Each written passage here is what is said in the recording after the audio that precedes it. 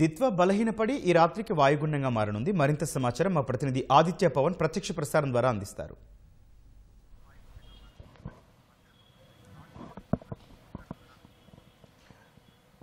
దిత్వా తుఫాను బలహీనపడింది. తీవ్ర వాయుగుండంగా చెన్నైకి సమీపంలో తూర్పుగా 50 కిలోమీటర్ల దూరంలో కేంద్రీకృతమైంది. ఇది ఉత్తర దిశగా ప్రయాణం చేస్తుంది. మరింత బలహీనపడే అవకాశం ఉంది. ప్రస్తుతం నైరుతి బంగాళాఖాతంలో ఉన్నటువంటి ఈ తీవ్ర వాయుగుండం పశ్చిమ మధ్య బంగాళాఖాతం వైపు కదులుతుంది. తీరానికి సమాంతరంగా అంటే తీరానికి సుమారుగా 35 నుంచి 25 కిలోమీటర్ల దూరంలో ప్రయాణం చేస్తూ రాగల 24 గంటలు కూడా ఇదే గమనాన్ని కొనసాగిస్తుంది. దీనివల్ల రాగల 24 గంటల్లో దక్షిణ కోస్తా ప్రాంతంలోనూ కోస్తాంధ్రలోనూ ఆరెంజ్ అలర్ట్ జారీ చేశారు. తమిళనాడు ప్రాంతంలో కూడా భారీ వర్షాలు పడేటువంటి అవకాశం ఉంది. ప్రస్తుతం మనం చూడొచ్చు, తమిళనాడుకి సమీపంలో తీవ్ర వాయుగుండంగా కొనసాగుతోంది. ఇది మరో 24 గంటల పాటు ఇదే ప్రాంతంలో తీరానికి సమాంతరంగా, ప్రస్తుతం ఇది తమిళనాడు ప్రాంతం, తమిళనాడుకు తూర్పుగా అభిముఖంగా 50 కిలోమీటర్ల దూరంలో ఉంది. రాగల 24 గంటలు కూడా దీని గమనం తమిళనాడు సమీపంలో కింద ఉన్న భాగం అంతా కూడా నైరుతి బంగాళాఖాతం, తమిళనాడు ఉన్నటువంటి మద్రాసుకు కింద ఉన్న భాగం అంతా నైరుతి బంగాళాఖాతం, మద్రాసుకు పైన ఉన్న భాగానంతా కూడా పశ్చిమ మధ్య బంగాళాఖాతం అంటాం. రానున్న 24 గంటల్లో ఇది పశ్చిమ మధ్య బంగాళాఖాతం వైపు కదులుతుంది. ఫలితంగా కోస్తాంధ్ర ప్రాంతాంతా కూడా వర్షాలు పడే అవకాశం ఉంది. ప్రస్తుతం అయితే ఇది తీవ్ర వాయుగుండంగానే ఉంది. ఈ సాయంత్రం వాయుగుండంగా కొంచెం ఉత్తర దిశగా ప్రయాణం చేసి తీరానికి సమీపంలో కొనసాగుతుంది. దీని ప్రభావం వల్ల రాగల 24 గంటల్లో దక్షిణ కోస్తా ప్రాంతంలోనూ కోస్తాంధ్ర ప్రాంతంలోనూ వర్షాలు పడే అవకాశం ఉంది. మనం చూడొచ్చు, ఇక్కడ ఆరెంజ్ అలర్ట్ జారీ చేశారు. ఈ ప్రాంతంలో ఈ దిత్వా తీవ్ర వాయుగుండం కొనసాగుతుంది. ఇది ఇలా ప్రయాణం చేసి వాయుగుండం అవుతుంది. మనం చూడొచ్చు, ఇక్కడ కోస్తాంధ్ర, ఇక్కడ శ్రీకాకుళం నుంచి నెల్లూరు ప్రాంతం, రాయలసీమ ప్రాంతం అంతా కూడా ఆరెంజ్ అలర్ట్ జారీ చేశారు. దీని ప్రభావాల కింద ఉన్నటువంటి తమిళనాడు కూడా వర్షాలు పడే అవకాశం ఉంది. అంటే ఆరెంజ్ అలర్ట్ దీనికి అర్థం 12 సెంటీమీటర్లు మించినటువంటి వర్షపాతం ఈ ప్రాంతంలో రాగల 24 గంటల్లో కురిసే అవకాశం ఉంది.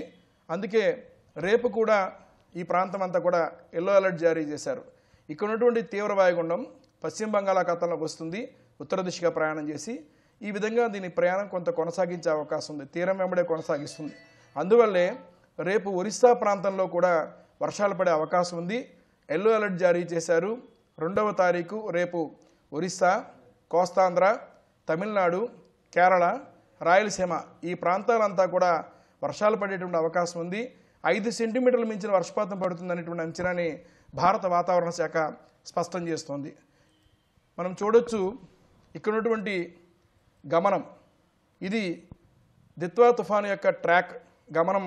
ఈ గమనంలో మనం పరిశీలించినట్టయితే 30వ తేదీన ఇది బలహీనపడింది. ప్రస్తుతం 1వ తేదీ అయినా సరే తీవ్ర వాయుగుండంగా కొనసాగుతుంది.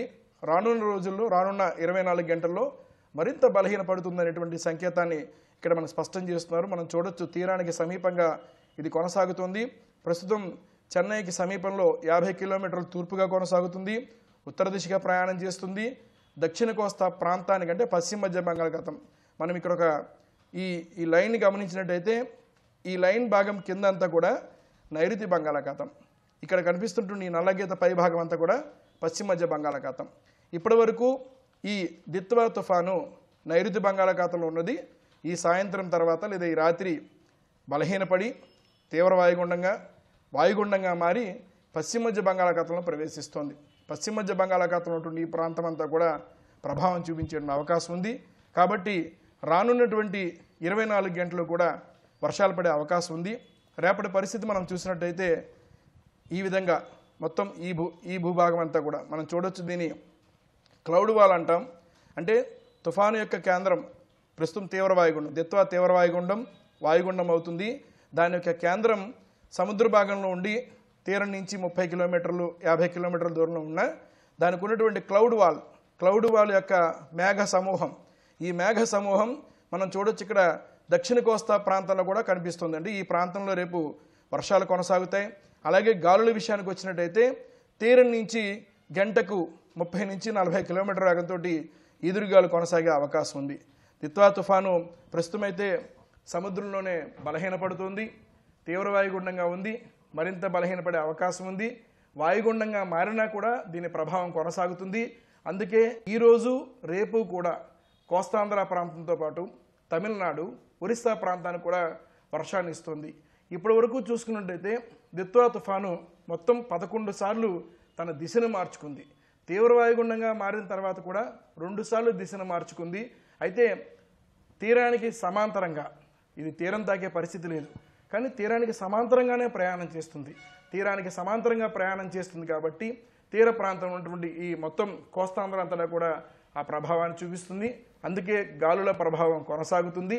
రాగల 24 గంటల్లో దక్షిణ కోస్తాలో 1-2 చోట్ల భారీగాను, కోస్తాంధ్ర ప్రాంతంలోనూ కొన్ని చోట్ల మోస్తరు వర్షాలు పడే అవకాశం ఉంది. ఉత్తర కోస్తాలో 1-2 ప్రాంతాల్లో మోస్తరు జల్లులు కురిసే అవకాశం ఉంది. అయితే రాగల 24 గంటలు గంటకి 30 కిలోమీటర్ల వేగంతో ఈదురుగాలు కొనసాగుతాయి. ప్రధానంగా చూసుకున్నట్లయితే దిత్వా తుఫాను యొక్క ప్రభావం ముప్పు తప్పిందని చెప్పుకోవచ్చు. శ్రీలంకలోను, తమిళనాడులో కూడా ప్రభావం చూపించింది. కోస్తాలో మాత్రం వర్షం ఇస్తుంది. కెమెరా పర్సన్ సురేష్తో ఆదిత్య పవన్, విశాఖపట్నం.